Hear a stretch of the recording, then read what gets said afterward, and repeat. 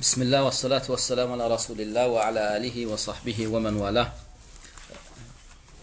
أما بعد إن شاء الله تعالى بغشك درسمدم لا إله إلا الله şartlardan qıtamının davamı bu dersimizde inşallah Teala la ilahe illallah'ın birinci şartını alayat olam en-nutku vel-iqrar. يعني نامدي حيث لا بد للمرء ابتداء إن أراد الدخول في الإسلام وإن يجرى عليه حكمه ووصفه من أن يقر لفظا بشهادة التوحيد وصيغتها أشهد أن لا إله إلا الله وأشهد أن محمدا رسول الله. برن الشرط دل شو لا إله إلا الله سلمك ونام إقرار etmek. İstenlik bir adam näme başlangıç İslam'a girecek bolsa we oňa İslam hükmü we wasfy beriljek bolsa hükmani suratda dillenäme kelime-i şahadany näme etmeli? Iqrar vermeli. Dille kelime-i şahadany aýtmaly. Ne kelime-i şahada näme? Näme şu söz? Eşhedü en la ilahe illallah ve eşhedü enne Muhammeden abduhu ve rasuluhu. Bir şert näme ken bir adam musulman boljak bolsa hükman şu sözü dille diýmeli, iqrar vermeli. Şunuňmy? Emma şu sözü diýmesizden dinin amallaryny etýän adama näme musulman diýilmeýär. Şunuň bir adam musulman enatadan doğan bolsun, nämeden bolsun şu sözü diýmedimi hayatyna bir gerek şol adama musulman diýilmeýär. ومن أبى مع القدرة أن يقر بالشهادة لا يكون مسلما معصوم الدم بالإسلام. Kim de kim İslam'a girmek isteýänne şoňa şu sözü diýmeklik talap edilenne diýip başarýa qady eba diýe. Yüze vursa diýe. Boyun gaçyrsa diýe. Eba yüz gaçyrsa diýe. Boyun gaçyrsa diýe. Ay yuqirra biş-şehadati. Eşhedü en la ilahe illallah, eşhedü enne Muhammeden Resulullah. Sözün diýmeklikden boyun gaçyrsa ol adama musulman diýilmeýär.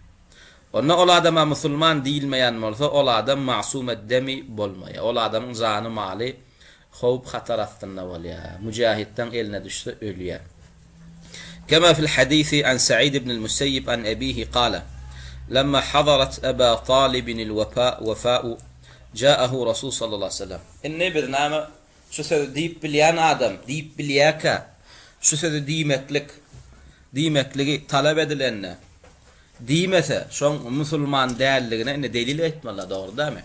O delilim näme Sa'id ibn al-Musayyib näme tabiilerden bolan. Olam qaqasyndan rivayet etýär, qaqasam şeýle diýär. Hasan Ebu Talib'in ajali yetenne diýär. Ebu Talib öllüm hala gelenne diýär. Ebu Talib kim bolan? Peygamberimiz sallallahu aleyhi ve sellemin ammy bolan, yani dädesi bolan. Şunuňmy? Arapçaýdamyzda ammy bolýar.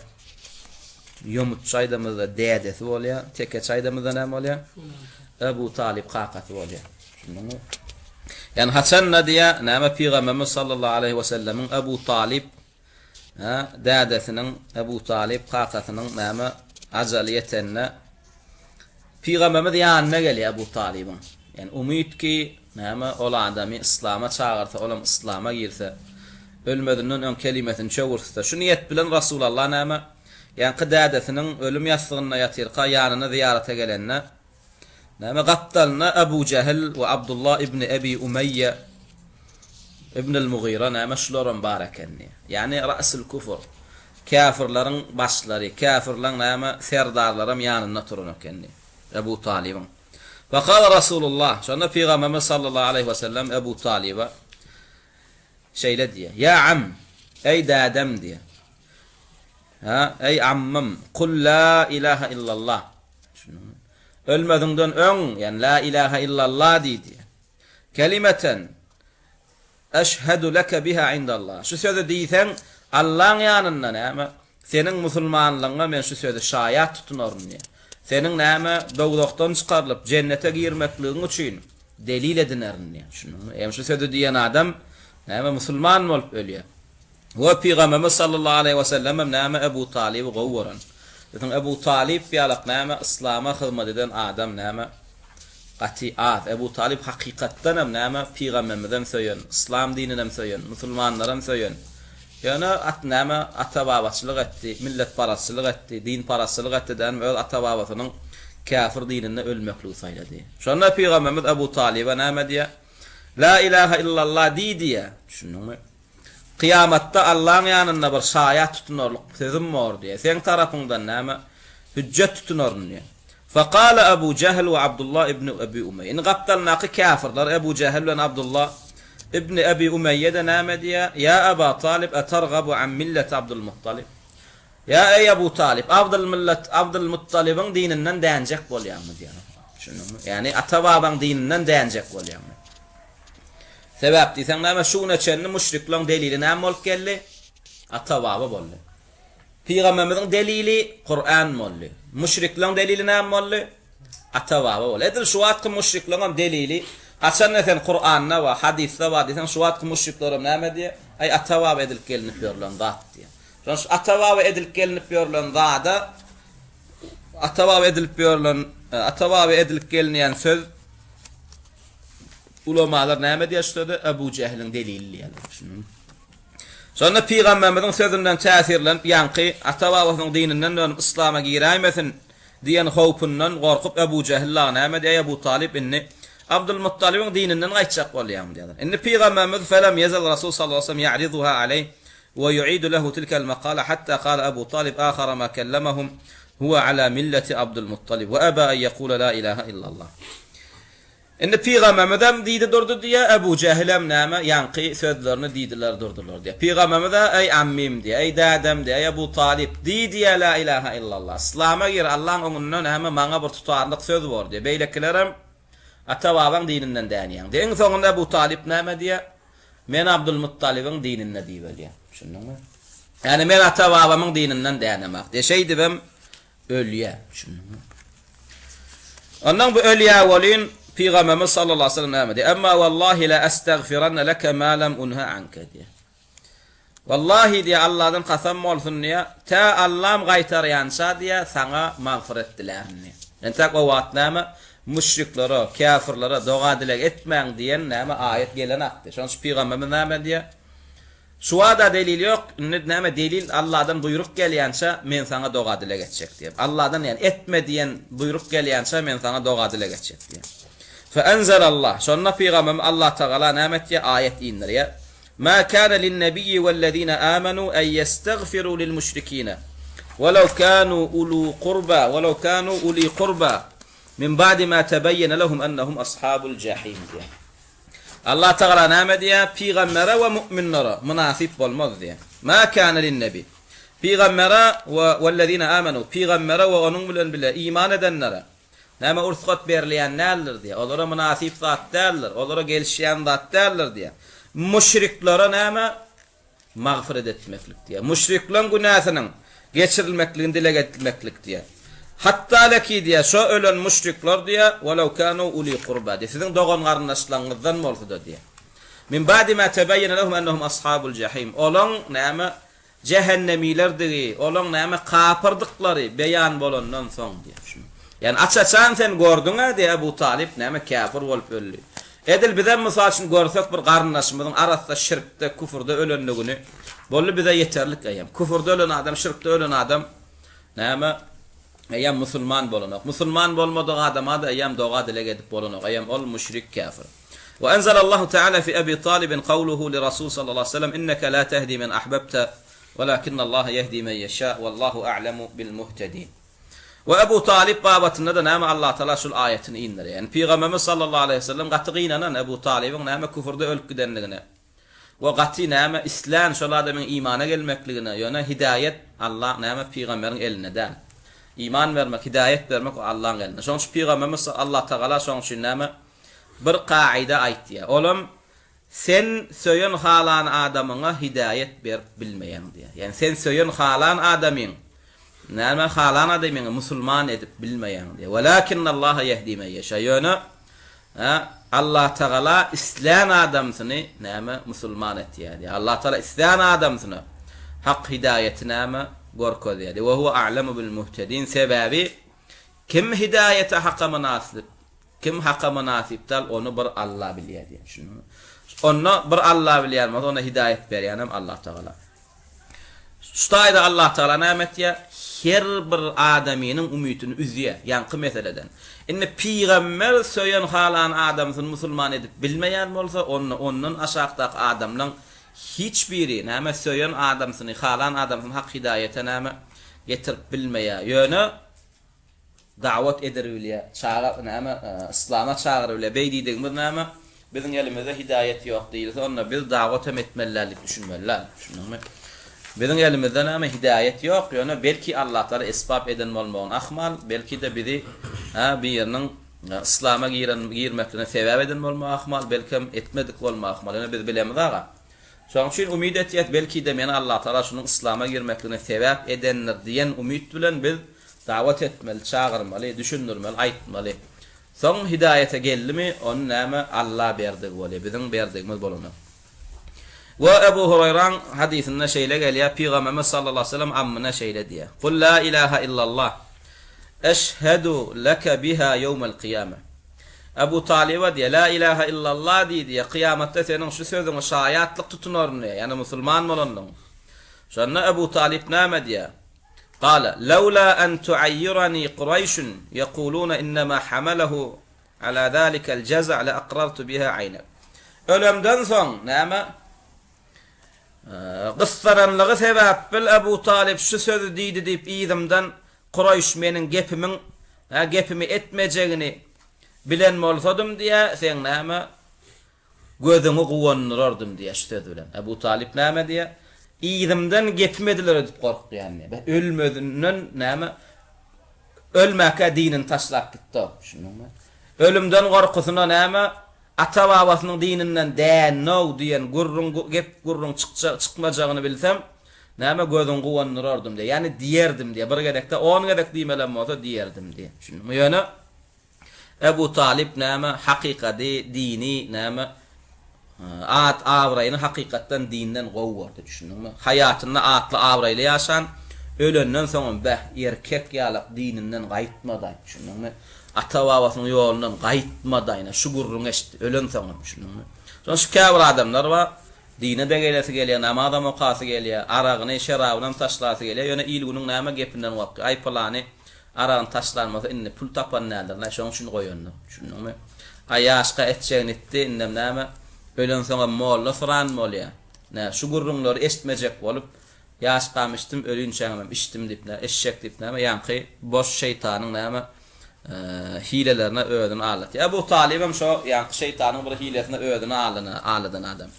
Näme at awraýyny näme imandan cennetten gowurdy. Şonu Allah Taala näme şu aýaty innaka la tahdi men ahbabta walakin Allah yehdi men yasha. Sen ey Muhammed Aleyhissalatu vesselam sen söylen halan adamyny hakka getirip bilmeýän, islama getirip bilmeýän, ýöne Allah Taala islan adamsyň näme islama getirýär diýär. Indi ýanky aýdan zatlar babatyndan näme Şeyh Käbir zatlar bellak geçipdir. Olam. Aqulu adam iman Abi Talib amman Nabi sallallahu aleyhi ve sellem fihi ayetun azimetun min ayatillahi Teala limen tadabbaraha ve aqalaha.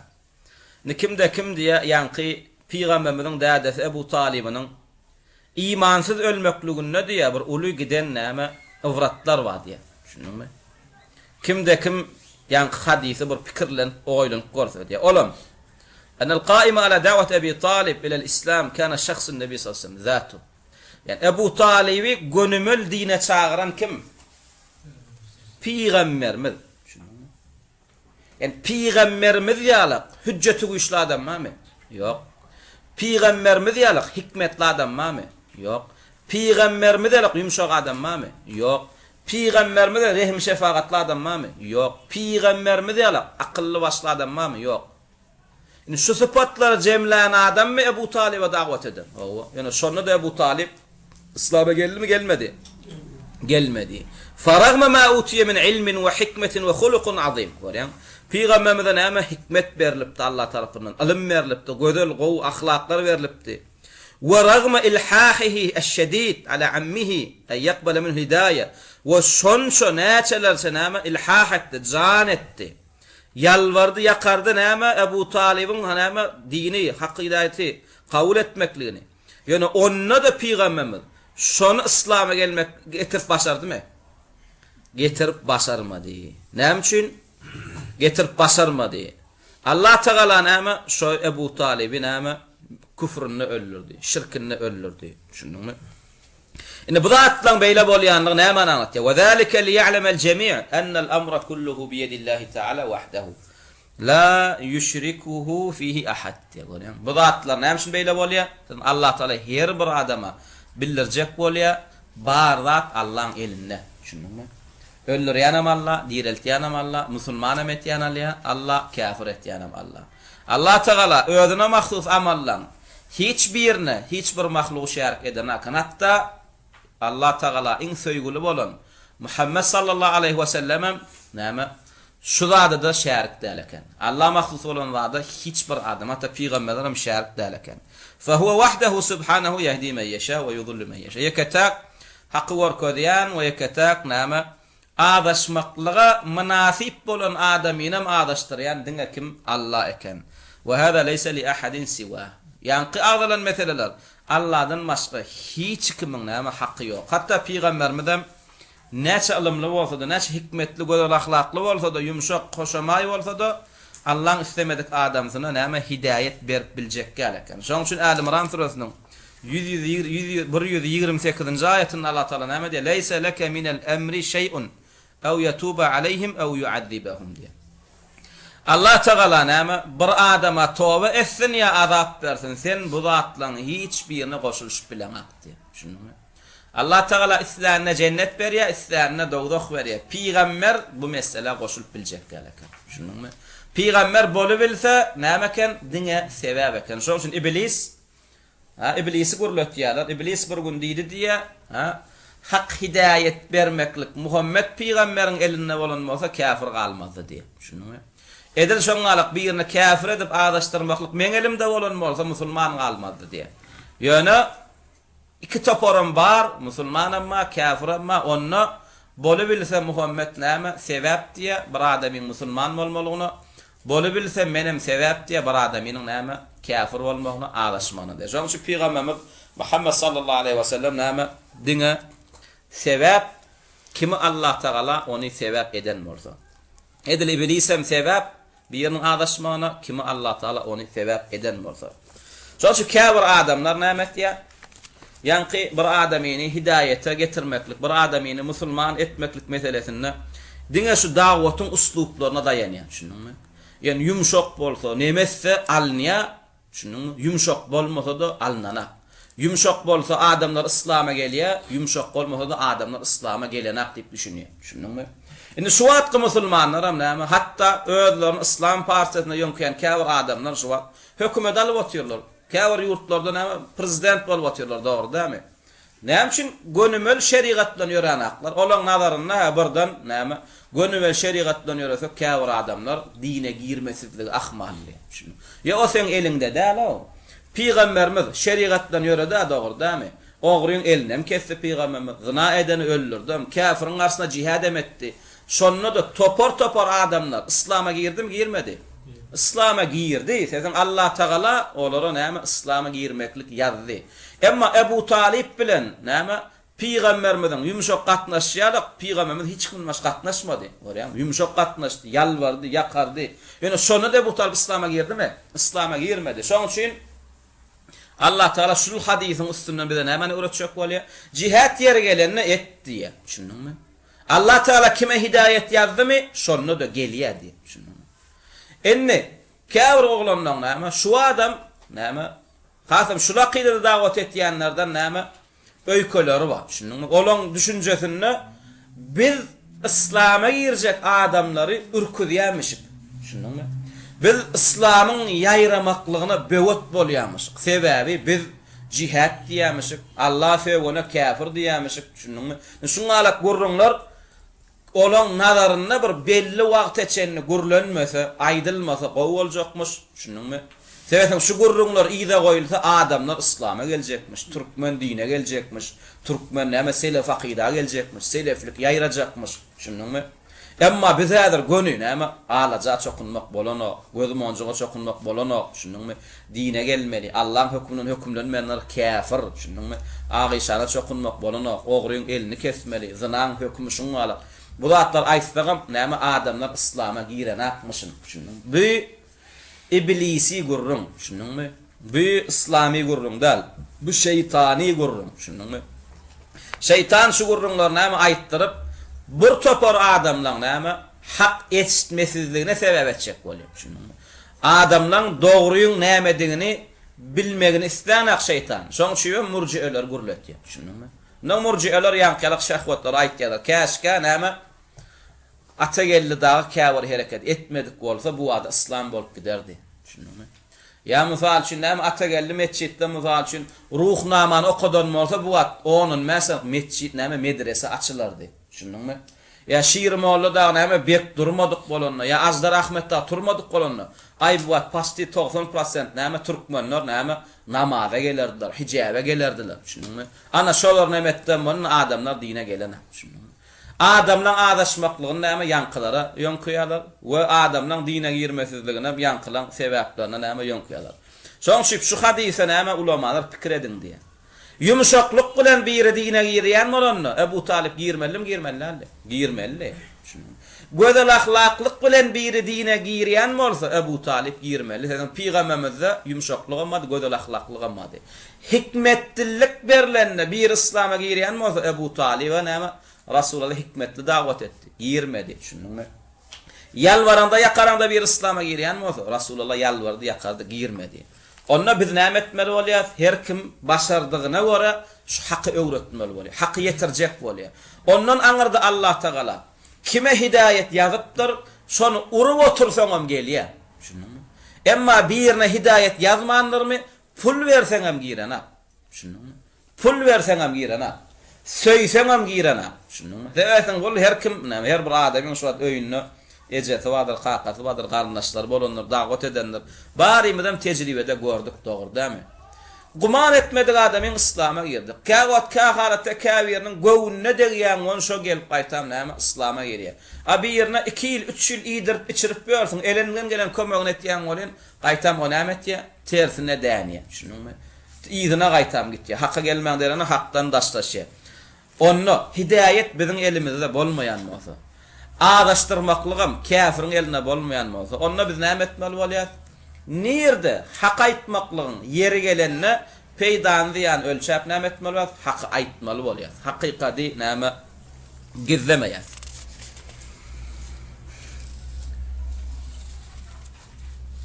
Wa qala inne yine inemamda dolan qayt yanqı Gurrunguda dalan barýas. Olan birinji şerti diýdik. Dogrydan la ilaha illallah'yň birinji şerti näme etmek? Dille diýmek, dille näme? Iqrar bermek. Şunuň dille karar vermek. Eşhedü en la ilaha illallah, eşhedü enne Muhammeden Rasulullah diýmeklik. Bir adam musulman boljak bolsa, bir wada hukmani suratda şonu diýäýmeli. Peygamberimiz sallallahu aleyhi ve sellem Sahih Buhari'da, Müslim'de gelen hadiste näme diýär? Umirtu an uqatila an-nasa hatta yashhadu an la ilaha illallah wa anna Muhammadan Rasulullah wa yuqimus salata wa yu'tuz zakata fa idha fa'alu dhalika asamu minni dima'ahum wa amwalahum illa bihaqqil islami wa hisabuhum 'ala Allah. Umirtu buyurullum men diye. Yani peygamber men buyurullum diye. Yani peygamber men buyurullum diýende ona buyurýan kim? Allah. Yani Allah bana buyurdu diye adamlara karşı urş etmeklige ta olar näme yeketek ibadete haqqıl Allah deyip ona ibadet etýän çağlar we maňa haq rasulli, maňa haq Allah'nyň peýgamber deyip maňa eýerýän çağlar we namaz okap zekat berýän çağlar diýip. Egerde ýanky talap etýän zatlarymy esseler, we fa iza fa'alu zalika, eder ýanky aýdylan zatlar esseler asamu minni dima'ahum wa amwalahum, menden janlaryny, mallaryny gowrarlar diýip. İlla bihaqqil islam, emma İslam'ın talep etýän zady bolsa alarsyň. İslam talep etýän zady näme sen malyňdan? Zekat. Şunuňmy? Malyň meşgul etse onu alarsyň. Ya mesela bir ýerini öldürsen İslam'ın talep etýäni senem ölmeli. Onda sen näme eder? Qisas eder. Senem öldürmeli boldy. Emma İslam'ın talep etmeýän ýeri bolsa senden malyňa da näme degmez, janyňa da degmez. Şunuňmy? Ve hisabuhum alallah. Emma yürekde iman etmedi, on bilen işimiz yok. On hasabyny Allah berýär diýe düşünüm. Etýän ibadetlerini iýiliň ölçüýüne etdimi, biz on hasabını vermez, onu Allah berýärdi. Emma bize daşky dünýäsinde İslam gorkodun biz ona muslim diýäs. Şu hadisin şerhinde İmam Nevevi rahimahullah näme diýär? Fihi أن الإيمان شرطه الإقرار بالشهادتين مع اعتقادهما واعتقاد جميع ما أتي به جميع ما أتى به رسول صلى الله عليه وسلم. İmam Nevevi rahimahullah yani Sahih Müslim'i şerh eden adam şu hadisin şerhinde näme diýär? Bir adamynyň imanly bolmaklygy üçin näme şert edilýän ekenini şu kelime-i şahadany dille diýmekligine we şonuň näme manilaryny ygtikad etmeklige diýär. Şu eşhedü en la ilahe illallah, eşhedü enne Muhammeden Resulullah sözüňe manisini kabul etmeli. Yüreği bilen, amaly bilen. Şunuňmy? Yani yüreği bilen amal kabul etmeli, yani yüreği bilen näme Allahyny taqdimlamaly, söýmeli, peýgamberden hak peýgamberdigine iman etmeli. Ve i'tikadu jemi' ma ata bihi Rasul. Ve peýgamberden getiren zatlarynyň hemmesini näme hak diýip kabul etmeli. Şunuňmy? Şoňa boyun bolmaly. Ve qala ibn Teymiyye rahimahullah fil fatawa. Yani İmam Nevevi rahimahullah'ın sözi Müslim'in şerhinin 1-nji tomynyň 212-nji sahypasynda gelýär. Yani ýene bir açyklaly İmam Nevevi'nin sözüni. Yani bir adam imanly boljak bolsa, bir adam imana girdi, musulman boldy diýiljek bolsa hukman şerti bar diýär. Oň şertem näme? Hukmany surat eşhedü en la ilahe illallah, eşhedü enne Muhammeden Resulullah sözüni dille diýmeli we onuň manilaryny näme etmeli? Ygtikad etmeli, yüreği bilen kabul etmeli we Muhammed sallallahu aleyhi ve sellemiň näme bar getiren zatlaryň hakdygyny, dogrudygyny, kämilligini näme ygtikad etmeli, kabul etmeli. Ve Şeyhül İslam ibn Teymiyye rahimahullah Fetawa Mecmu'ul Fetawa kitabynyň 7-nji tomynyň 609-njy sahypasynda şeýle diýär. Eş-şehadetani iza lem yetekellem bihima ma'al qudrati fehuve kafirun biittifaqil muslimin ve huve kafirun batinan ve zahiran inde selefil ummeti ve a'immetiha ve cemahiri ulemaiha. Şeyhül İslam ibn Teymiyye rahimahullah näme diýär? Kimde kim başaryaqa eşhedü en la ilahe illallah ve eşhedü enne Muhammeden Resulullah sözün diýmese, yani diýip başaryaqa diýmese, biragızdan bar musulmanlaryň ýanyna şol adam kafir saýylmaly. We ummatyň geçmiş ulamalarynyň barsynyň ýanyda şol adamyň içinden daşyndan barsy näme? İçem kafir, daşam kafir saýylýar. Şunu. Yani dille diýmedi bolýyn, içinde musulman bolaýmasyn diýen gurrun edaýme diýär. Şunu. Şoň içem kafir, daşam kafir. Bu diýdigem näme? Yani murji'elen kafir fırqalar näme diýär? Yani musulman bolmak üçin dille diýmek şert däl. Yürekde Allah Taala'nın badygyny bilse de şo musulman. Şo Şeyhül İslam yani şolong yani batyl sözüni. Olam karramiýeler ya mysal üçin näme cehmiler. Cehmilen ýanyna bir adam yürekde billi bolly musulman. Şo Şeyhül İslam ibn Teymiyye ýan kısadyny näme cehmilerim gözüne tutup olara da näme gaýtaryk berip näme diýär? Şu dille diýip başaryaqa kelimesini çöwürmedi adam näme? İçem kafir, daşam kafir diýmeli şo. Qawluhu ma'al qudrati inne ustad Şeyhül İslam rahimahullah näme diýdi? Yani diýip başaryaqa diýdi. Şu diýip başaryaqa diýen sözi nämen için alýar? Yani bir adam lal bolsa, diýip başarmasa, gurla bilenak. Emma ol adam näme? Yani ýanky gurrunga girenak. Şunun bir adam dille gurlap başaranak, lal. Emma näme? Eşdiýär, diýen adyna düşünýär, namaz okuýar, täret kılýar. Emma bu adam näme?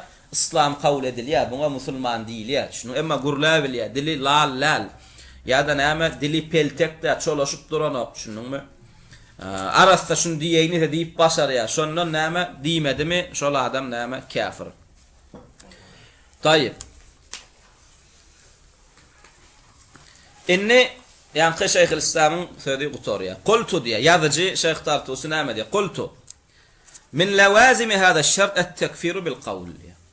Yani inni bir adamynyň imanly bolmaklygy üçin dille kafir zat diýmekligi şert edilýän bolsa diye. Onu dille kafir edilýän zat senin imanly bolmaklygyňa sebäp bolup bilýän bolsa, onu dille de kafir aýdylýan zat senin kafir bolmaklygyňa da sebäp bolup bilýär. Şunu. Bulam näme bu Şeyh Tartusi bulam cehmiler gözüne tutýar. Şunu. Yani cehmilerde iman näme? Ma'rife. Bir adam diňe yüreginde Allah'ın badygyny bildim bolmuş ol adam musulman cenneti. Ve diline soň Allah söýsün nämesin dinden çykanak diýip saýýarlar. Emma näme şeyh näme diye yok beyle değil yani. Bulam şeyh diye desek bunu sözü deyip düşünmeler. Hemme İslam alimler şey diye. Ehli sünnet vel cemaatın hemme selef salih alimlerin hemme şey diye. Bir adamın musulman olmak için dille eşhedü en la ilahe illallah ve eşhedü enne Muhammeden Resulullah demeklik şert edilýän bolsa, onu näme imanın bir bölegi eýem dil bolup durýar, doğru dämi? İmanın bir bölegi eýem näme dille de käbir sözü aýtmaklyk bolup durýar. Edil şoňalyk imanın bir bölegi dil bilen bitýän bolsa, onu näme dil üstünde adam käfiren bolup bilýän eken. Dil üstünde adam imanly bolup bilýän bolsa, onu dil üstünde käbir sözler diýen adamam näme kafir bolup bilýän eken. Fekema ennel imana yekunu bil qawli we gayrihi kedalika el kufru yekunu bil qawli we gayrihi. Edil iman näme bir adam imanly bolmaklyk üçin dille, yürekde we beden agzalaryna etmeli zatlar bar bolsa diýe edil şoňalyk adamam näme dil üstünde ýa-da näme iş üstünde bir zat etse näme dinden çykyp bilýän eken. ولم يخالف في هذا الشرط إلا جهم الضال وأتباعه الذي حصروا الإيمان في التصديق القلبي ولم يشترطوا لصحته النطق مما حملهم ذلك على القول الآخر بالمعاكس وهو أن الكفر كذلك يكون محصورا بالتكذيب القلبي وحسب فأخرجوا بذلك إمكانية أن يكون الكفر بالقول فضلا عن أن يكون بالعمل. Şuat. Biz näme nagda otyrys? La ilahe illallah şertlerini nagda otyrys, doğru dämi? Inni bir adam la ilahe illallah diýip, bir adam musulman boljak bolsa, hukmani suratda şu eşhedü en la ilahe illallah eşhedü enne Muhammeden Resulullah dille diýmelim. Diýmeli. Şunu dille diýmese de musulman bolup bilýär diýen adam ma İslamda. Şunu yekece bir adam diýdi.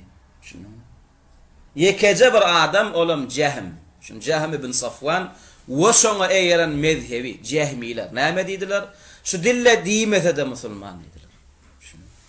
Yürekde Allah'ın badygyny bilýärmi? Bolmuşa yeterlik diýdiler. Şoň üçin näme diýe? "Ve lem yuhalif fi hada şert illa Cehmuz zal we atba'u." La ilahe illallah şu şertine. Şunuňmy? Bir ulamada karşı çıkmak diye. Bar ulamalar, bir kafir, bir müşrik, bir yevrey, bir hristiyan İslam'a girecek olsa hükmani suratda dille eşhedü en la ilahe illallah ve eşhedü enne Muhammeden Resulullah diýmelidiler. Hükman şu bolmasa bolanok diýdiler. Diňe Cehmiler diýmese de bolýar diýdiler. Şoňçy ama şu atky selef diýen kafir murji'eler bar ha. Kâhalatda olar Cehmi bolup durlar şunu. Şu wat la ilahe illallah diýmedik adama musulman da'wat diýerler. O sen la ilahe illallah diýen adam duýgundan sen eşitmedin bir gedek. Özlerim dille aýdyp otyrlar. La ilahe illallah diýen eşitdiňmi bir gedek. Özüne men musulman diýip İslam'a ýönkäni eşitdiňmi diýseňem onu eşitmedi diýerler şunu. Ona näme esasında musulman diýen diýseň delilleri. Biriniň delili Müslimden kalbasatyny ýemiş. Yine bir deliller näme ejesi näme yarım yalangajyla qyýdy görüni uzun köýnekge ýa qyýdym senem diýipmiş. Yine biriniň delili näme namaz okanyny görüpmüş. Şunuňmy? O umra gidenne bir imama uýanyny görüpmüş. Siyasi maksatlar üçin. Ol Cehmi bular şunuňmy? Bular selef hem däl şunuňmy? Bular ýanqat meselene murji'e de däl bular. Bular Cehmi şunuňmy? Ete özüni İslam'a yönkömedik, özüni musulman diýmedik, kelimesini çöwürmedik adama. Siz kafir diýdiňiz diýip bize tekfir diýerler. Şunuňmy? Şoň üçin näme? Ýanky şerti, näme? Hukman näliýän diňe Cehmiler, bulardan başga bar ulamalar, murji'elere çenne näme? Hukman dille diýmelidiler. Edil şoňalyk näme? Cehmiler ýanky şert hukman näl diýenlikler sebäpli, ýani imanny bir adam musulman imanly boljak bolsa dille diýmekligem şert däl diýdiler. Edil şoňa küfürde de näme diýdiler?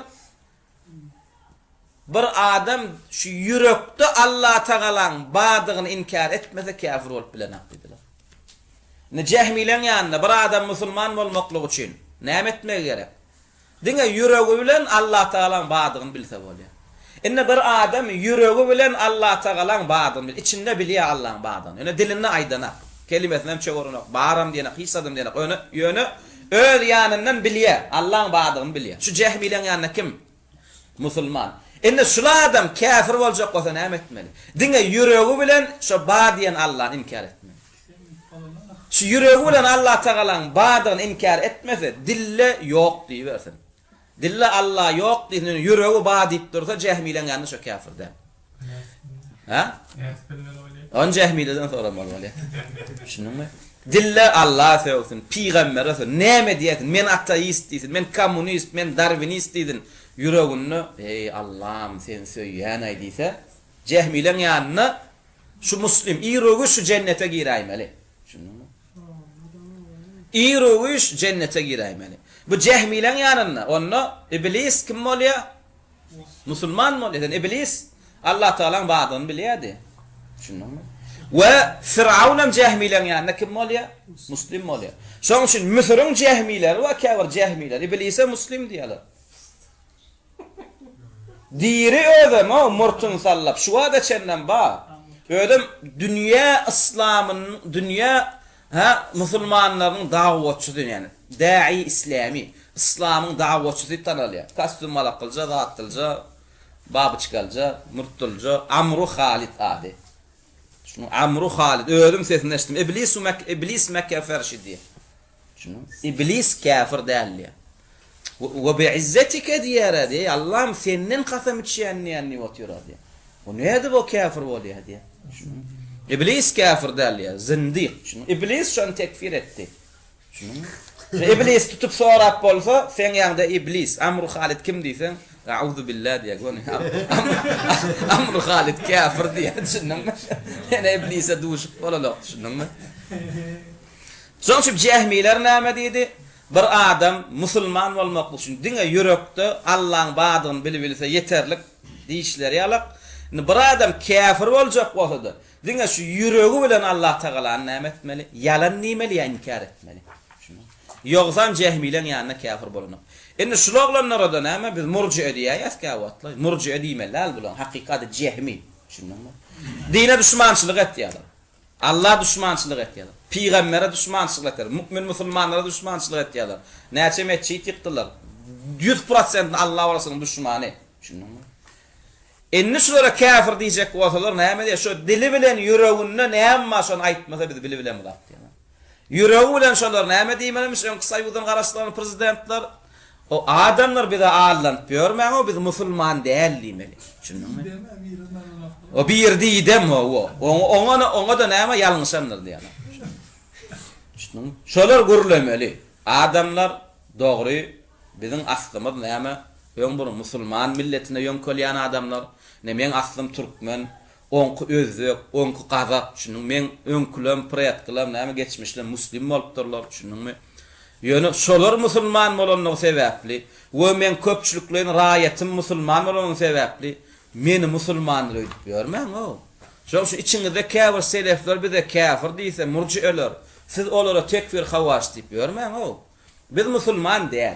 Şundanmy? Biz ateist, biz kommunist, şu sözü diýmeseler şu wagtda murji'eler şolara kafir diýip bilenaklar.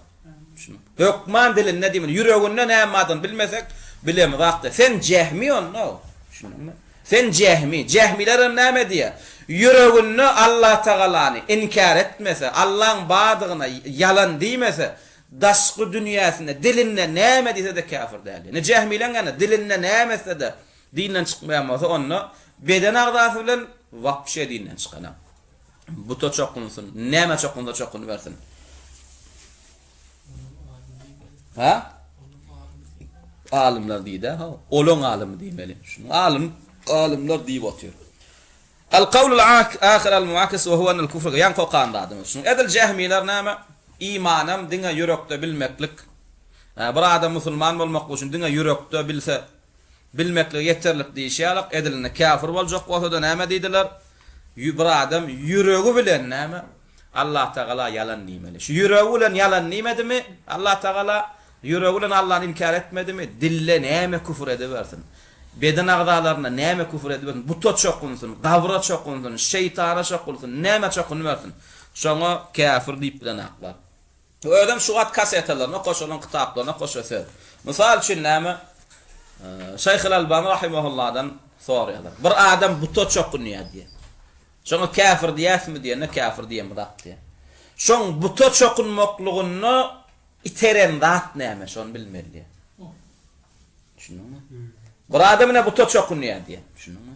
Ine şoňa kafir diýjek bolsak, şoň ýüregini bilmeli biz hukman. Şoň ýüregi näme? Şu but çokunmaklygy haqqyl diýdi. Şoň üçin çokundymy? Ýa-da yüregini Allah çokunmaly ýöne şu buta çokunmalyligini bilmän çokundy. Wa musulman adam diye. Bir adam özüne muslim diye. Bir adam men musulman diye. Gördük baktık buta çokunpýar. Allah söýüyor. Şuna biz kafir diýmelim diýä, soň ýanky şeyh näme diye? Ýok diye.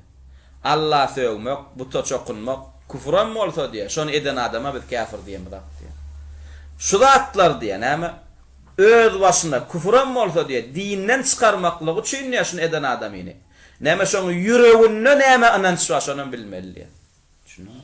Ýüregi Allah söýmeklik halal faýdymy? Ýüregi buta çokunmaklygy maqulladymy? Şonu bilmeli. Yürekden buta çokunmaklygy maqullady, ünnedi, dogry faýdy. Ve ýüregi bilen Allah söýmeklik maqullady. Şonu bilsek diye ondan kafir diýär.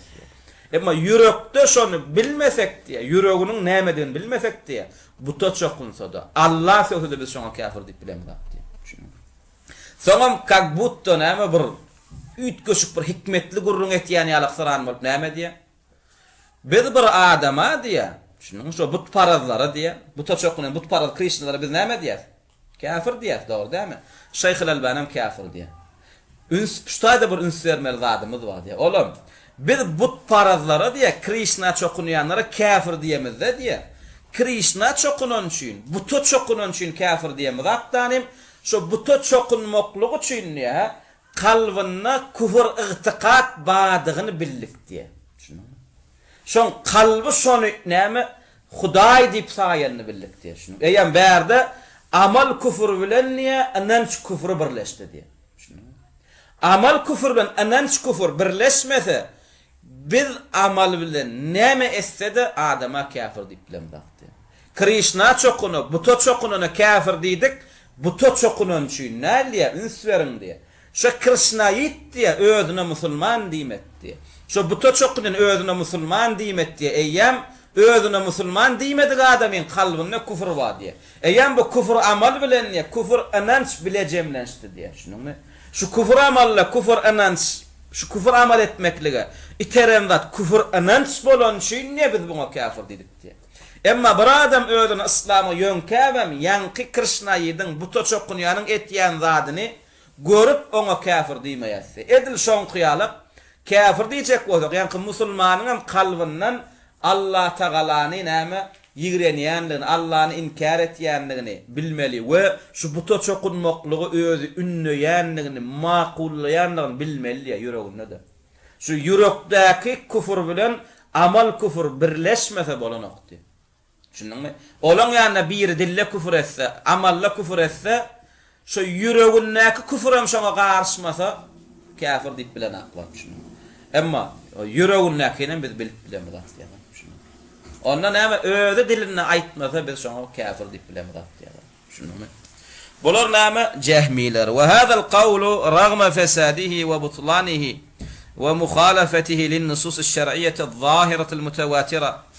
ولما عليه عقيدة أهل السنة والجماعة فقد تأثر به عدد كبير من طلاب العلم المعاصرين ممن ينسبون أنفسهم زورا وبهتانا للعقيدة السلفية أو المنهج السلفي والسلفية منهم براء وغيرهم ممن تأثر بالمدرسة الإرجائية التي تؤصل لعقيدة الإرجاء في الإيمان والوعد والوعيد كما هو حال كثير من المدارس والجامعات العلمية المعاصرة والموجودة في أمصار المسلمين.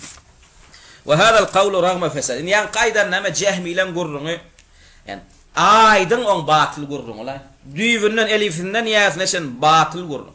Kur'ana, hadisa, bütün İslam, bütün İslamiyete karşı gitýän قرrun. Yani jahmi län aýtýan قرrun. Ýöne şonnoda gyýnan sagam näme? Bir topar adamlar ýanky jahmilen akidesinden täsirlendiler diye. Ödem ýöne mene gezip beren adamlar däl diye. talip, alim diýilýänler, üstüne de töhmet bilen, yalan bilen özlerine näme selef akidatyna ýa-da selef menhejine ýonkuýarlar diýe. Düşündiňmi? Ve özlerim näme irja akidatyny ýaýradyp, adamlaň kalbyna iman, kufur näme meselesine murji'alaň akidatyny näme ornaşdyrýan medreselerde, üniversitetlerde näme okuýarlar diýe. Şu wagt islam dünýäsinde näme umumi okudylýan zat ene şu Cehmileň murji'alaň akidasy. Düşündiňmi? Näme belki käwir adamlar näme öýkeleme o mahmar. Düşündiňmi? Ýöne şu murji'eleri öýkeletmeklik üçin aýtýan menme. Jami İslamiýe şu wagt Medine'de, men ýokda men okan üniversitedim şu. Medine'deki Jamiye İslamiye murji'e. Düşündiňmi? Murji'e ödüm gaýypdan gurlamak men ödüm okudum. Düşündiňmi? Murji'eleň akidasyny ýetişdirýär. Kafirlere, müşriklere aklawjy edip ýetişdirýär. Şoň üçin ilm almak isteýän taliplere Jamiye İslamiye gidip okumaklygy näme men nesihat beremem. Düşündiňmi? Birden gidaýselerem näme Jamiye İslamiýeň stipendiýasyndan peýdalansyn, vizasyndan peýdalansyn, düşündiňmi? Ve şu Saudiýada başga hakyky şu selef salih akidatynda bar ulamalardan peýdalansyn. Emma gidenne niyeti şu Jami İslamiýany okumak we şu taýdaky üniversitetde resmi muallimler näme ilminden peýdalanan şol okanyny men ona nesihat berem da, düşündiňmi? Olar seni murji'e, cehmi, hakyky islamyň sünnetin düşmany edip tağutlaň, müşriklaň näme arkasyny tutýan bir cehmi murji'e edip ýetişdirýär. Düşündiňmi? We öt şu adam görüp ber. Düşündiňmi? Ana magister okap ber merdan. Dogry dämi? Murji'e, cehmi, düşündiňmi? İslamyň düşmany, şu akidaň düşmany, kafirlaň, müşriklaň arkasyny alýar. Düşündiňmi? Biz kafir diýenimiz üçinem öýkelýär. Hakykatda şolaň tagzimlap beren Şeyh Mekkeli, Şeyh Rabi' näme Jamiye İslamiýede okap 4-5 yıl şu taýda gezibem. Näme iman kufruň näme diýen bilmänem. Näme şirke, dini bolýan zatlar düşdi şolar. Hristiýan Şeyh näme Rabi'ň özi Jamiye İslamiýeň taliplerine kafir diýip otýar. Biz kafir diýemiz. Şolaň tagzimlayan alimy näme öňde görýän alimler kafir diýe. Bir adam Jamiye İslamiýede 4-5 yıl okabam. Yanqyrak zatlar bilmese, musulman nämeden dinden çykýan, nämeden dinden çykanak. Müşrik kim, kafir kim, şu zatlar bilmese, Allah we Rasul tarapyndan kafir diýilen adamlara kafir diýmese, şol adamyň näme kafirdigine şek şübhe ýok diýär. Şunuňmy? Şoň üçin ol adamlar näme tawba etsinler. Kim gitdi Saudiýa gitsin, başga ýerge gitsin, şul akidany okut, ýani hakyky ähli sünnet we cemaatyn akidasyny öwretýän adamlar tapmaly. Emma Jami İslamiýe gidip şo taýda okasaň sen näme akidan harap bolýar, sen murji'e, cehmi bolýar.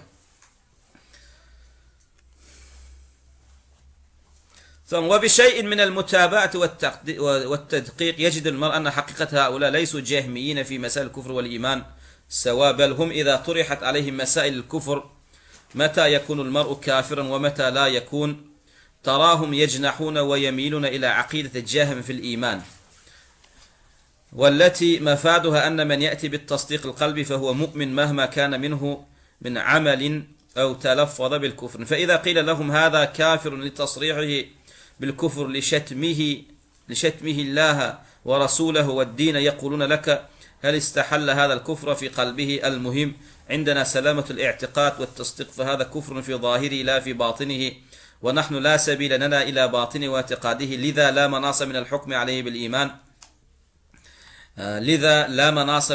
عليه بالإيمان، فهو مؤمن لا يجوز تكفيره. وريان إن ينقي diýdiga murji'eler, cehmiler diýdik ýanky adagdalanlara. Şolar bilen ýa-näme murji'e diýsegem diýe, diýäsün emma hakykatda teressek diýe olar cehmi diýe. Murji'e diýsek diýäýäs emma hakykatda iman kufur meselesine girsek olar cehmi diýe. Şunuňmy? Misal üçin sorak berseň diýe, belhum izin taraht aleyhi mesail kufur. Misal üçin kufur meselesine girip, haçan bir adam kafir bolup bilýär. Şu soragy berseň diýe gönü cehmilen akidasyna ýykylýarlar diýe. Şunuňmy? Esasy yürekde Allah Taala'nın badygyny bilýärmi? Bolly şey diýerler diýe. Allah Taala'nın yürekde tasdiklayan bolsa, şonu bilýän bolsa, soň dille we beden agdalary näme küfür etseler näme edibersinler biz olara näme şu yüreginiň nämeden bilmesek kafir diýip bilemizak diýe. Edil şoňalyk. Ol adam dilinde Allah sevýär, peýgambere sevýär, dine sevýär diýseňem yürekleri bilen Allah, peýgambere, dine sevmeklik halal saýalarym diýip soraýarlar diýe. Şunu ha? Hel istahalla hada al-kufru fi qalbi? Bolýa Allah sevýär, Allah sevmeklik halal diýämi? Ya danim Allah sevmeklik günah diýe-de gaharna sevip goýberýärmi diýe. Gaharna sevsin. Şunumy? Bilmän sevsin. Yo, dur sen. Näme bir musulmana kafir diýe. Olar akyllymış, biz akmakmyş. Şunumy? Olar musulmanlaryň aladasyny etýänmiş, biz etmeýänmiş. Dur, howlukma, şuňa gurrun etýärler. Otada mesele, ýa tafsil wa diýip başlar şunumy? Olar näme gaty akylly adamlar o. Bizem akmak. Ey sen ya alimden sözüne qow diýe. Her bir Allah sewen kafir bolanok diýe. Şunu belki o bilmän diýenler. Belki näme Allah sevmekliň küfürdigin bilýänler, belki ýalňyşanlar, belki näme edep terbiýesi qow diýerler. Şunu yürekde şon näme yürekde näme saýa şonu bilmeli. Näýanky jahmilen gurrun da yürek şunu. Yürekde näme saýda şonu saýtyn dille Allah sevdi mi şol adam näme kafir bolýar. Şoň şip näme فإذا قيل لهم هذا كافر بل كافر أو شو الآدم الله ثوتير پیغمبر ثوتير دين ثوتير ديسن يقول لك قاني نغط بلون جوابا هل استحل هذا الكفر في قلبه يرون شو كفر حلال صايم صاينا الله ثو مخلوق خل الله ثو مخلوق حلال صايم صاينا قان شون صار او دين düşmançılık ete dini ayırdı komünizm bilen yürüyor dur diye sen beydime diye kafir değildi. Komünizm bilen yürümekli halalliýämi diýen. Şunu. Allah'ın hükmüni ýigrenýämi ýörekde ýigrenene. Gön şey diýip başlaýar. Ondan o adamyň o ýüregine iman bolsa, ýüregi durus bolsa, biz onu kafir diýip bilemiz. Dille nämesde, bedenine daşynda nämesde biz onu kafir diýip bilemiz. Biz onu muslim diýäs, imanly diýäs. We oňalyk adamlara näme kafir diýmekligem bolanok diýer. Gön şey diýer şunu. İnne bular murci'e bolýar, jahmi bolýar. Jahmi bolýar o. Bular selefe ýönkömeklik, selefi ýykmaklyk, şunuňmy? Kim selefi ýumurmaklyk diýen bolsa, ýankylara selef diýip bersin, şunuňmy? Kim islam dinini ýumurmak diýen bolsa, ýankylara sila bersin, şunuňmy? Ýanky adamlar silamak, olar söýmek, olaryň gatnaşmak, şunuňmy? İslami kerpiç sökmek bolýar. İslami bıçaklamak bolýar. Şunuňmy? Sen olar İslamyň düşmany. Şunuňmy? Bir peýgamberiň dagwatyny etdimi şoň birinji düşman şu jahmiler çykýar. Şunuňmy? Jami İslami ýa talipler çykýar. Şunuňmy? Nazratullah diýdi. Şunuňmy? Murtet. Özüne kafir ateist diýene näme? Muslim diýer. Şunuňmy? Ve izâ nuqishta ma'ahum masail al-iman ve meta yekunu al-mar'u mu'minan ve meta la yekun تراهم يجنحون ويميلون إلى عقيدة المرجئة الكرامية والتي مفادها أن من أتى بالإقرار فهو مؤمن وإن كان في باطنه منافقا كافرا لم يأتي بالتصديق والاعتقاد. أما إيمان مسألة نقول له سنغم يعني حسن آدم مسلمان وليه بمسألة غير سنغم نعم مرجئة كرامي مذهبنا يقل على دي شنو مرجئة كرامي مسألة كرامي مذهبنا نعم دل ديدم قطار الحمد لله يهديكم الله ويصلح بالكم دل لا اله الا الله ديدم قطار قلبنا ondan Allah nigrensin peygamber nigrensin kerramiyelan yani şu kafir bolana şunu inne bular küfür meselesinde kimeken bu atqoyana selef diyen Jahmi merdan bolsun Nazratullah bolsun Türkdäki adyny aýtjakka sebäpden o ady aýdylardan pes şunuňmy öň bir kerde aýtdyk inne aýdamy da sen ol pes şunuňmy ýöne bir itin ýa gujugyň adyny nakyp näme şol atda tutsak bolýar sen ol gaty pes şunuňmy tuzik diýeliň şunuňmy ýa mysal üçin rex diýeliň şunuňmy tabutlar goraýan şunuňmy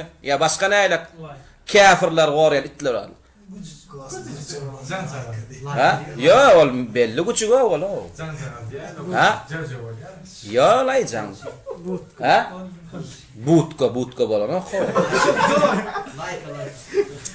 gorji gowdatdy gorji gujuk şundan Türkdäki gorji diýeliň şundanmy gorji diýemizde Gruzin milletini godan tutamy da gorji gujuk weşke şundanmy şol näme beýleki Ebu Yahya Renat Nail son näme Aýşa näme beýleki أعمش قامت dil murat yani merdan şunun bular küfürde cehmi şunun bir adam ne dep dinden çıkıyor diysen şu yüreğini bilmese bolana bularlar şunun Allah seviyor onun ne mi o Allah seviyor bir adama Allah seviyor diyen onun ne mi diler mi Allah seviyorlar adamı o iyini tükeneklemeli o şunun mu Allah Teala sen ecen ya kakan değil Allah Teala alem zahanı yoktan bar eden Allah o.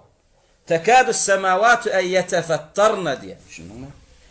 Anneme surasında geliyor. Meryem surasında geliyor. Haçanlar, Hristiyanlar Allah'ın oğlu var diyenler bu sözden korkup 7 kat asman, 7 kat yer lerdana gelir döndü diye. Şunu mu? Tas lerdana geliyor ki asman pıtırayadı diye. Allah Teala'nın oğlu var mı? Yani şu Allah Teala'nın oğlu var demekleri näme Allah sevmek sayı. Inne biri açaçan Allah seviyor. Allah'ın oğlu gıydı var diye. Bular näme gaharlanyalar. O onun näme diyorlar. Kafir diyecek bolayam. Kafir desen sen tekfir bolaymy? Hawarç bolaymy? Yüreğini bildin mi diyorlar. Yüreğini bilmek gerek gelo kafirin dili sözläpdi. Allah yüreğine iman var adam diline Allah seviyor mu? Allah seviyor mi kafir ol adam. Yürekte iman var adam peygambere seviyor mu? Yürekte imanı var adam İslam dinine seviyor mu? Şunun mu? Bular näme? Şu mesele gelen cehmi. Näde bu adam dinden çıkıp biliyor? Yüreğini bilmese bolanak. Cehmiler näme dedi? Yürekte Allah'ını inkar etmese, yüreğiyle Allah Teala Allah yalan nimese çol adam kafir bolanak dedi. Bu cehmilerim şanala. Yankılarım. Yüreğini bilmeseler kafir deyip bilenaklar. Emma bir adam näde Müslüman molya diysen bunu eýän bular näme kerrami. Murji'aňam necisi. Şundanmı? Murji'aňam gowraklary var. Şundanmı? Emma bular murji'aň necisi, olaryň kerramiýeler. Kerramiýeler näme? Şu dille la ilahe illallah diýdimi, yüreği bilen işimi diýip diýerler. Küfür meselesinde dille nämese ediversin. Amalla nämese ediversin. Dine bizim yüreği bilen işimiz var diýerler. Yüreğini bilmesek bolanak diýerler. Emma iman meselesine gelende dille la ilahe illallah dedi mi? Bular bu la ilahe illallah'ı talep edenek. Ön kerramiyeler, ön kerramiyeler. Bular täze kerramiyeler. Bular divaynoy necis. Hakik kerramiyeler şeyle necis olan. Olar şu sözü talep edenler.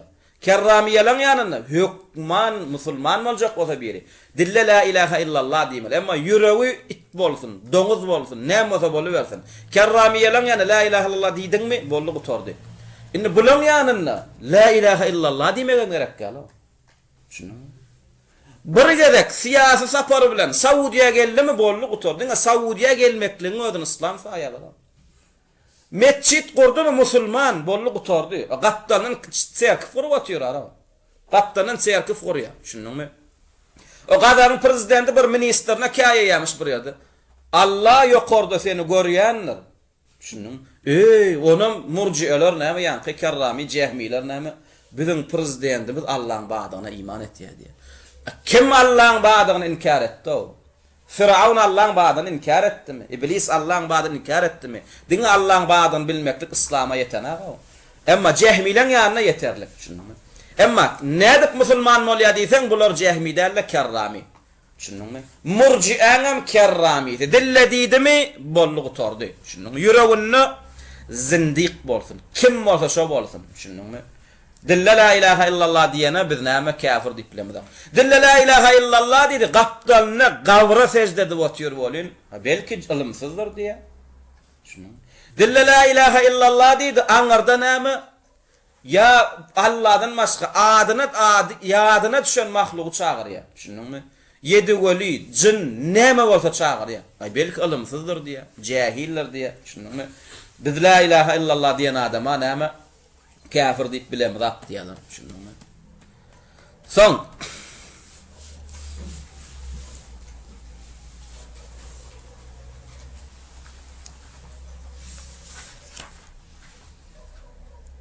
وإذا نوقشت معهم مسائل الإيمان ومتى يكون المرء مؤمنا ومتى لا يكون تراهم يجنحون ويميلون إلى عقيدة المرجئة الكرامية والتي مفادها يعني إما إيمان مثلثنا قالن دناما kerrami murci'elen kerrami mezhebine yıkılıyorlar diye. Kerrami mezhebi demekliğimiz näme?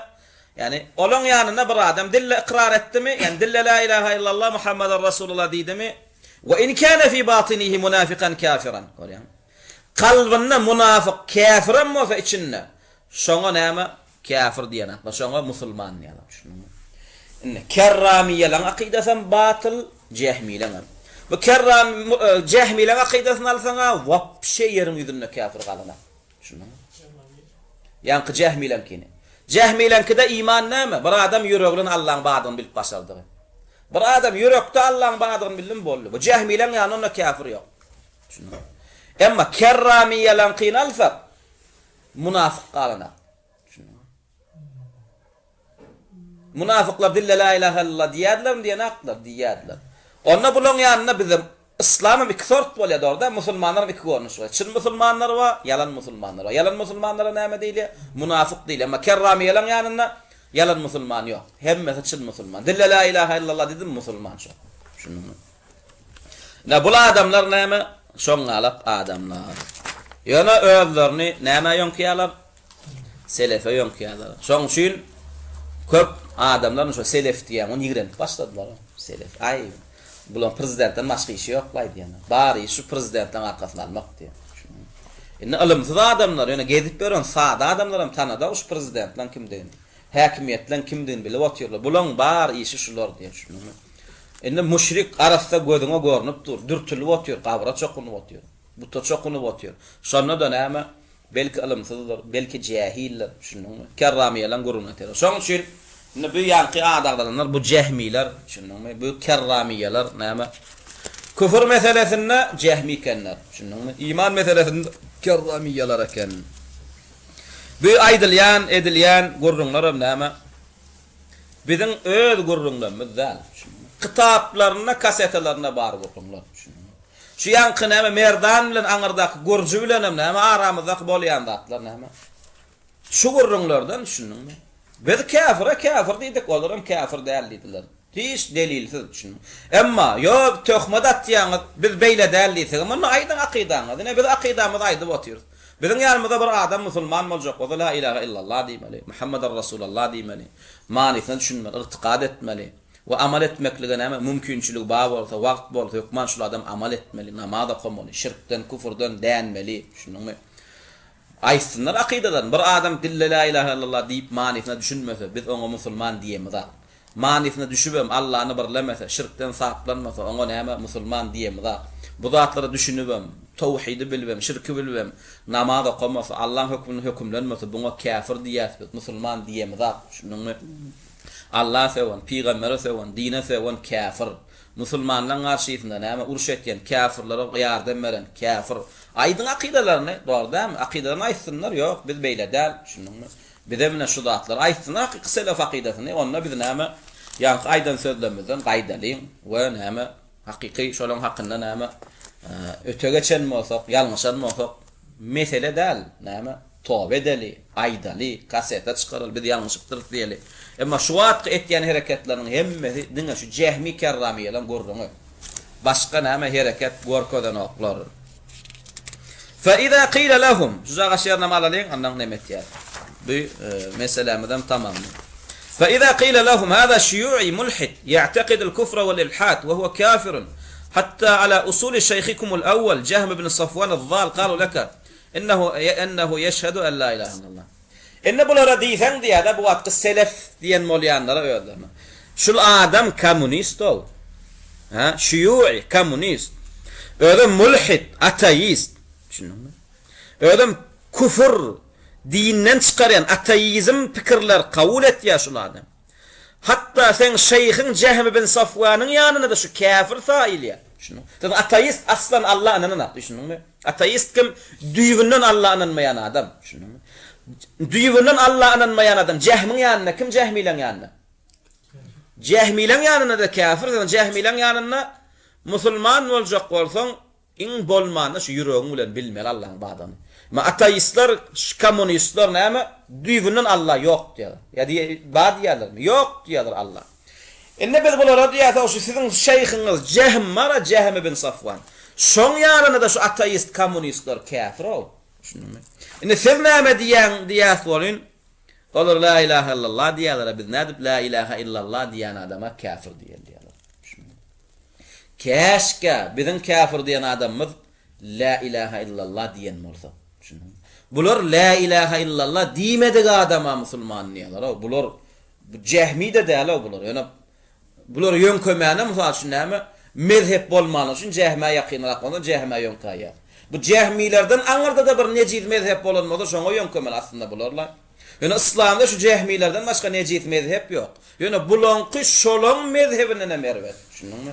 Şoň üçin näme bulara bir açyk nefsimiz agran üçin Cehmilere ýön kaýar. Näme? Ýöne Cehmi de bizar bulardan. O Cehmi de öýkeler ýöne bir gabadyna gelse bagyşla diýer, sade derse bir täze bulan mezhebine at tapylýança edilýänçe şunuňmy? Cehmilere ýön kömeli bolýar. Näme diýerler gony? Keyfe nukaffir men qala la ilaha illallah ve keyfe turiduna an nahkum alayhi bil kufr ve zahiru yadullu alal iman. Barýan. O nädip biz buňa kafir diýerler o şunuňmy? Sen o ateist, kommunist diýen daşynda la ilaha illallah diýer bu adam. Biz daşynda iman gorkodýany biz buňa nädip kafir diýerler. O diňe daşynda la ilaha illallah diýmeklik sen imanly bolmagyňa deliller. Buň aňyrsyna sen amal etmeli, namaz okumeli, zekat vermeli, Allah'ın taqdimlemeli, Allah'ın hukmuna hukmlanmaly. Bular diňe şu daşynda iman gorkodýany biz nädip kafir diýeli. Allah Taala bize näme daşyna seredip hökm etmeklige buyurdy we içine seredip näme hökm etmeklige de buyurmady. O odan gurulýar şunuňmy? Daşyna iman gorkodana näme muslim diýär, daşyna kufur gorkodana näme? Daşyna iman gorkodana näme muslim diýär. Ve bize näme Allah Taala yürekleri dörjelemeklige, yürekleri barlamaga da ruhsat bermekdi. Bu daşynda iman gorkodana. İman bilen kufur gorkodyp otyr. Buňa da näme diýerler? Şu küfrüm kalbinden çıkýan çıkanak şonu bilmeliler. وإذا قيل لهم عن طاغوت من الطواغيت أنه يظهر الكفر البواح اعترضوا عليك بعقيدة الجهم. إن بر طاغوت نما كافر diýäýsen, şunu olan ýanyna. Yani olara näme ejelerine sew, bacılarına sew, Allahlarına sew, peýgamberlerine sew, dinlerine sew. Sen yüzüňe ýylgyryp bakyp bilýärler. Muslim dogan sen ýalňyş ýam diýip bilýärler. Şunu bu sözler diýmesen, şunu buradan dinden çykaýma. Şuňa sen bilen asuda urlaşyp bilýärler. Sen kafir ulamalar, şu Allah söwgüne kafir diýenler amma. Şunu ondan dogan kafir sipalanam bolýar. Beýdimesen Allah söwgüne. Şuňa alyp gurulýarlar. Prezidentine kafir diýen bolyn gonu başlaýarlar. Şunu ey tekfir. Bular tekfir o. Bular hawarij o. Şunuňmy? Gonondan hüjüm başlaýar. Şunuňmy? Allah'dan ýokardymy o? Prezident. Bolýa beýle peýgam prezidentiniň söýýän bolsa, wepaly bolýan bolsa, oň meselinde ýumşak gurlaşda dogan prezidentde kafir diýdiň bolyn. Şunuňmy? Bir deliliň dagy bir bamy diýen bol, dat diýen bol. Şunuňmy? Yo, prezidentine degdiň gutardy. Bulan işi gaýtdy. Joň şepleme bir tağuda bir prezident, küfür gorkodýan üçin kafir diýäýsen, gonu saňa näme? Cehmiň akidesi bilen garşyňa çykýar. Oňa ýüregini bilýänmi sen o? Gon şey diýerler. Ýüregini bilýänmi? Dogry ýa-wa demokratiýa bilen ýöreýär. Meclisiň hökmü bilen ýöreýär. Ýöne yürekde şonu kabul etýänini bilýänmi sen? Ha? Yürekde Allah'ın dinini ýigrenýänligini bilýänmi? Gon şey diýip başlar. Ve iza qila lahum an tağut min at-tawagit, ha? Haqidun ataakum bit-tekzib wal-istihlal al-qalbi lil-kufr. Inne tersine, inne bular näme? Bir prezidentde kafir diýdik, ha? Näme üçin? Daşynda kufur gorkodan üçin. Gon näme diýerler? Yüregini bilýänmi diýerler. Kafir prezidentim gönümel aýdyp otyr, men ateistdi. Oňalyk prezidentden mysal berýän bolyn gonu kerram ýene aqidasyny goýarlar. O mesjid gurýar ara o diýerler. Şunuňmy? La ilaha illallah diýerler. Bulan ýanyna kafir bolup bolanokda. Şunuňmy? Bulan ýanyna kafir bolup bolanok. Şoň üçin bu Cehmiler, bu kerramiýeler näme? Bir adam özüne kafir diýse de töweregiň näkere näme diýerler? Yo bu muslimdir diýerler. Kafir boljak adam inem kafir edinaklar. Bir bollo men bizar sizdenni. Şunuňmy? Men kafir boljagym diýse näme diýerler? Ay bu muslim doganmyr, ilmsizrak. Şunuňmy? Şoň şüpsiz howluk baň inşallah ýuwaş-ýuwaşdan näme öwrenler siz buňa kafir diýmän, öýde diýse de bilýänler, bilse diýmeýän öwrenşer, düzelşer şey diýerler. Bir prezident daşynda küfür barkady diýen onun içini bilýänmi diýerler. Kafir prezidentim erkek kafir. Şungalyk prezidentler bar, erkek. Men ateist diýer. Şunuňmy? Gönü şey diýer. Men ateist diýer. Ine bu ateist diýip otyr, ýüregine aýdyp otyr diýeňem bolyn. Bu meçhit gurýar diýer. Hey meçhit gurýan adam kafir bolurlarmy diýer. O şo sözüň gowy sözlerligini bilenler diýerler. Şunuňmy? Yani kafir bolup bolanokda sagyň aýat, çepiň aýat bular şeyler rehim şefaatli adamlar o. Şunuňmy? Tarihte bular ýalyk rehim şefaatli adamlar näme? Bolanlar meýdamda ýöne şular ölüp gyrylyp bolandan soň Allah Taala innem bular rehim şefaatli adamlar näme getirmesin. Bular rehim şefaatli adamlar wapşy älim jahana gerek. Gäle şunuňmy? Ha? Ya Putin hem kim bilýär baky muslim etmekler ahmak. Şoň şüp näme fahum batiniyun, jehmiyun. Şunuň bular batini, bular jehmi. Şunuňmy? Batini ol iň nejis kafir. Şunuňmy? Bular jehmi, bular gaty erbe. Şunuňmy? İza atahum men kana zahirul kufrul buwah, ha? Zahiriyun kerramiyun. Bular daş tew daşyndan biri. Bir adam arasda küfür workatsa gönü näme diýerler? Ha zahiriyun kerram. İza atahum men kana batin kufr wal ilhad, lakinnahu yuzhiru ash-shahadata ve yujriha ala lisanihi law tulibat minhu diýer. Bular näme? Jehmi, zahiri. Daşynda küfür workadany gon näme diýerler? Ýüregini bilemezak diýerler. Ýüregini aýdyp otyr bir kafir. Şunuňmy? Ýöne ay meçhit gurýar. Kafir diýip bilmezdi. Meçhit ol meçhit gurmak musulmanyň alamat diýerler. Şunuňmy? Müslümleň kalbatyny ýanmasa onda müslümleň halal diýip ýandy. Hem halal haram bilýänmasa o müslimdir. Onda biz onu kafir diýip bilmeýär. Ejese bir ýalanaçy görenne uzynrak köýnek geýdiýän bolsa onda buňalyk ejeň terbiýesini alan adam bolsa onda näme? Azakany bilýändir. Dogry hem bu totom daýdan ogly. Şunuňmy? Bular kafir bolup bolanokda bulan ýanyna. Wa haula'i min asharri wa abkhasi wa akhbasi ma tuliyat bihim al-ummatu wad-da'watu al-islamiyya fi qarni al-mu'asir. Şu asrda diýär, şu islam dawatyna iň bir musallat bolup ýenen iň nejisi, iň hapasy şular bolupdy. Wallahi oglanlar, şu şeyh dogursyny aýdypdyr. Menem şuňa goşulyp şey diýen, şu wagt haqiqi musulmandan haqiqi islamy gaýdyp gelmekligi üçin näme dawat edilýän zamanasynda birinji garşy çykýan şolar. Şu wagt şu dawata näme garşy çykýandan iň şu asrda islama düşmançylyk etýändiň iň nejisi şular. Wallahi Amerikada şulardan pes. Tel Aviv'em şular ýalyk başaran aga.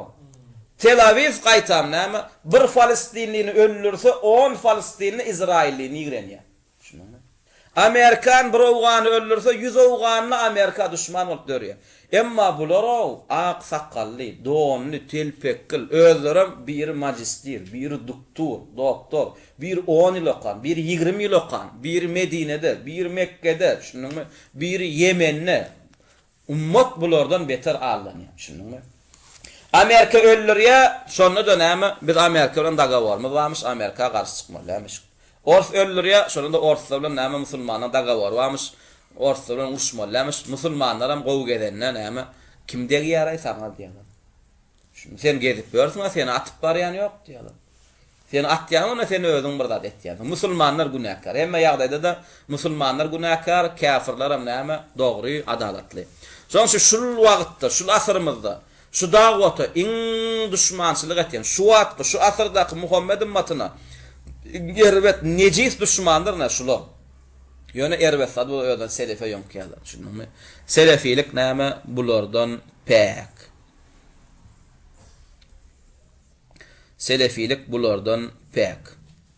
Ve özlerem näme? Selef ady bilen näme? Kur'andan, ondan, bundan näme? Delil, zat getirip ummaty allamaklıkda, ağdaştırmaklıkda da bular bilemek näçe ýylyň opyty bar bularda. Şunuňmy? Gaty opytly şeýle bir adamlar azdyrýarlar, şeýle bir näme? Adamlary, musulmanlary murted etýärler bolyn bolar ederýärler. Selefilik hem näme bulardan näme? Gaty pek. Kerramiye kim? Kerramiyeler näme diýär Şeyh el-Islam ibn Teymiyye rahimahullah. Umumi kerramiyeler kafir. Şundan. Yani murci'elerin bir topary. Şeyh el-Islam ibn Teymiyye rahimahullah Mecmu'ul Fetawa 7-nji tomunyň 548-nji sahypasynda diýär kerramiyeler Muhammed ibn Kerram diýen adama ýönködiler diýär. Bu Kerrami mezhebiniň başyny tutan Muhammed ibn Kerram. Muhammed ibn Kerram'ın ýanyna iman näme? İman näme diýdikmi? Muhammed ibn Kerram'ın ýanyna bir musulman boljak bolsa näme etse ýeterlik. Huwal iqrar we at-tasdiq bil lisan dun al-qalb. Muhammed ibn Kerram'ın ýanyna bir adam şu dili bilen tasdiqladymy, şu dili bilen kelimesini çewirdiňmi? Bolly. Şol adam musulman ýa. Ýüregi bilen tasdiqlasyn, tasdiqlanmasyn o zat ýok mannan. Wa qad addahum min firaq al-murji'a. Wa adam näme? Şeyh el-Islam ýa kerramiyeleri murci'eler näme toporundan saýdy. Bu kerramiyeler, bu cehmiyeler näme? Bu ýene bir we kulabiyeler diýip bular näme bari murtet. Bular dinden çykan adamlar. Bular näme musulmanlar däl. Indi bu wagt selefe ýönkap öýlerini şuňalak näme akidede şuňalak batyl murtet kafir olan mezhepler näme akidelerini rowaj etdiler. Şoň şu biz hökmani suratda häzir bolmaly bulardan we ummata bulan hakykatyny kimdigini näme äşgar etmeli, aýtmaly we bildirmeli. Şunluklardan bu tapamadan tamamlaýar. Wallahu taala a'la we a'lam. Wassalamu aleykum we rahmetullahi we berekatuh.